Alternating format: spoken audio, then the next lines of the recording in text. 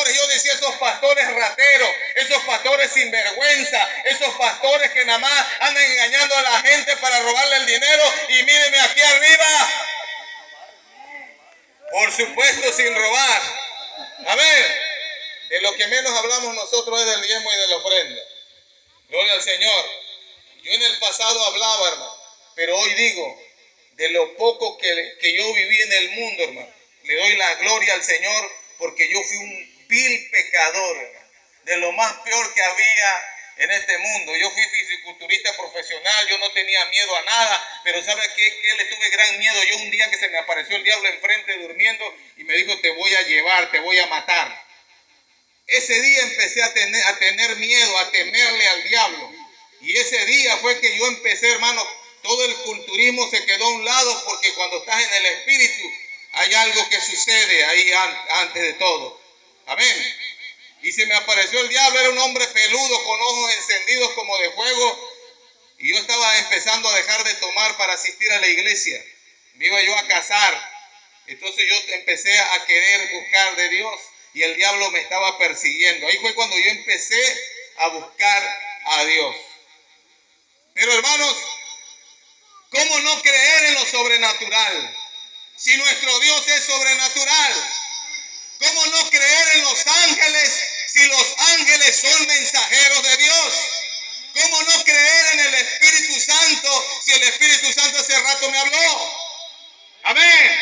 Y yo creo, hermano, que aquí hay hombres y mujeres que clamaron algún día de querer conocer la verdad. Tal vez usted estaba comiendo un alimento que ya había sido vomitado, que ya había sido comido. Y usted decía, como yo en un momento le rogué al Espíritu Santo y le dije, Señor, si hay un mejor lugar, si hay una mejor palabra, revélame y llévame a ese lugar para recibir palabra de Dios. Y yo creo que aquí hay muchos hombres y mujeres pensando lo mismo y clamando lo mismo, que Dios verdaderamente se revele a su vida. Amén. Quiero decirles que cómo no creer en Dios, cómo no creer en los milagros. Cuando yo tuve una hija, o tengo una hija de 23 años casi, jovencita, quien tenía una enfermedad que se llama fragilidad capilar. Una enfermedad que no tiene remedio, que recibe golpes, se inflama y ya le iban a cortar el brazo, hermano. Pero nosotros empezamos a creerle al Señor. Nosotros llegábamos a la iglesia como ustedes tal vez. Medio creemos, pero tiene que pasar una situación que nos empuje a buscar a Dios de verdad, a clamar de rodillas, a llorarle al Señor, porque nos lleva siempre, hermanos, así como lo hizo con Moisés, a la orilla del mar y perseguidos por el faraón. Llega el momento, hermanos, en que uno llega al momento de la desesperación, de la aflicción, del dolor y de la persecución. Y usted llega a clamarle al Señor, como dice la palabra, clama a mí y yo te responderé. Y el clamor se cumple en esa noche, en ese día que usted no puede dormir, se cumple la palabra y Dios escucha tu oración, tu clamor. Amén. Y nosotros estábamos orando por la sanidad de mi hija y los médicos decían, los especialistas, los hematólogos, no hay solución para esto. Llévatela a México, quién sabe si vaya a vivir un pequeño golpe, un pequeño accidente, puede morir desangrada.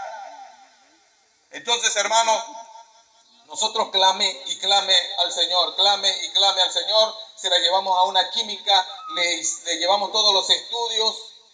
Y dijo, dentro de unos 6, 8 meses viene un especialista de México, el mejor de México. Pero nosotros conocemos el más mejor de todas las cosas, el creador de todo el universo, que es Cristo Jesús. ¿Quién vive? Hermanos, y nosotros clamando y clamando y clamando. Ya le habíamos dado a esta señora que era química especialista, que tenía un laboratorio, y se la llevamos todos los papeles. Y un día, hermanos, mi esposa me habló. Yo tengo mi negocio al lado de mi casa y me habló, me tocó la ventana, ven, te quiero hablar contigo. Me dice, y me fui al cuarto, me dice, siéntate porque te vas a caer. Y yo me senté, hermano, ahí, currucado ahí, pensando, viendo a ver qué cosa era lo que pasaba. Y ella empezó a llorar, empezaron a escurrirse las lágrimas y me dijo, Cristo vino anoche y se le presentó a Jessica. ¿Cómo? Le dije yo. Vino y se presentó a ella. Y dice que era un hombre vestido de blanco, de hermoso parecer, con su cabello larguito hasta aquí por la quijada. Y le dijo, Jessica, yo te amo. Y yo te he sanado, pero tu papá y tu mamá no han creído. Entonces, hermano, yo empecé a temblar cuando yo estaba escuchando estas palabras. Y para que creas, nosotros no le habíamos dicho que venía ese médico de México. Y para que crean ellos están esperando a un médico que viene de la Ciudad de México. Y ella no lo sabía, hermanos. Era el Espíritu Santo hablándole a su vida. A los 3 días, hermano, después de ese testimonio le cayó un palo de chicle. Un palo de los más duros que hay por esa zona. Le cayó en el brazo, hermano. Yo dije, Dios mío, pero yo he creído en ti, Señor. Ella está sana. Hermano, no les pasó absolutamente en el brazo y desde ese día empezó a sanar para la gloria del Señor. ¿Quién vive? ¿Cómo no creer en milagros? Cristo vive.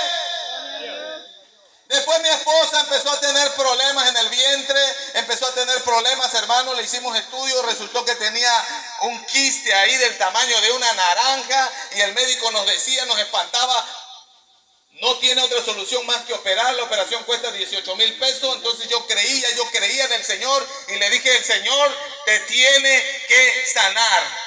Yo tenía 8,000 pesos y dije yo, no voy a pagarle al médico, mejor voy a darlo a la iglesia en un sobre. ¿Cuántos creen y pueden hacer eso? Lo metí en un sobre, hermanos, y lo traje al pastor y le dije, pastor, ore. Yo no le voy a decir por qué, ore por mi esposa. Y oró por mi esposa. Al día siguiente llegó corriendo a la casa y dijo, ¿y qué tiene tu esposa? Tiene un quiste, tiene un tumor acá que se puede reventar y puede dañarle todos los órganos y se puede regar.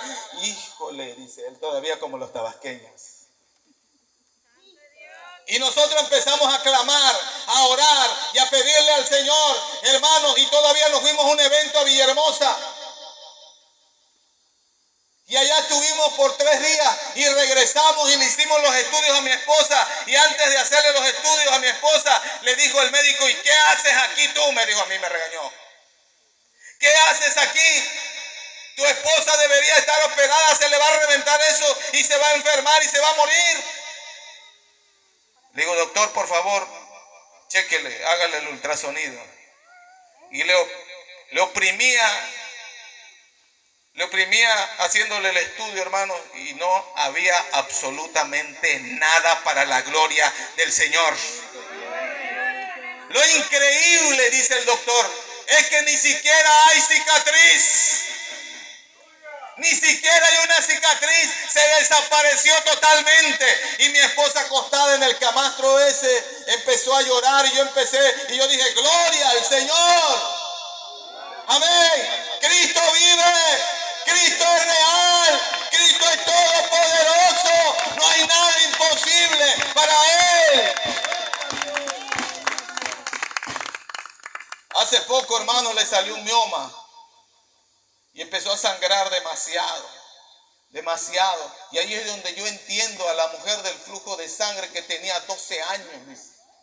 Y fue con los médicos y gastó todo lo que tenía y no podían hacer nada por ella y no había remedio. Amén. Y nosotros buscamos médicos y ayunábamos y orábamos y no pasaba nada. Y orábamos y ayunábamos y no pasaba nada. Llegaban siervos de Dios, oraban y no pasaba nada. Y yo dije, bueno, ¿y qué está pasando? Yo dije, tengo que creer la palabra yo. Tienes que creer, le dije a mi esposa, tú tienes que creer la palabra. Y empezamos a clamar, hermano, de nuevo. Porque ¿sabe qué? Si usted es cristiano verdadero, va a tener luchas.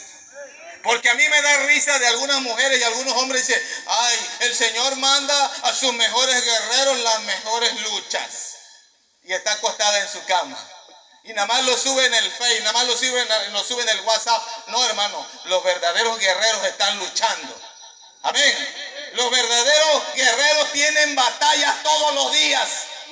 Amén. Porque todavía decimos, yo soy soldado de Cristo, pero dicen algo y no les va mal en nada. Cuando no está pasando nada malo en ti, quiere decir que tú estás mal con Dios. Amén. Porque si los discípulos fueron perseguidos, si los discípulos fueron aserrados, fueron matados, hermano, nosotros estamos viviendo un evangelio light, un evangelio de flash, un evangelio ligero. Pero nosotros estamos llamados a ser fuertes y valientes. ¿Quién vive? Entonces, hermanos, seguimos clamando y clamando, y cada médico que visitaba nos espantaba más. Tiene 4 centímetros. Visitábamos a otro, tiene 7 centímetros. Visitábamos a otro, ya tiene 12 centímetros. Hermano, seguía creciendo esa cosa. Y mi esposa seguía sangrando cada vez más como esta mujer. Pero había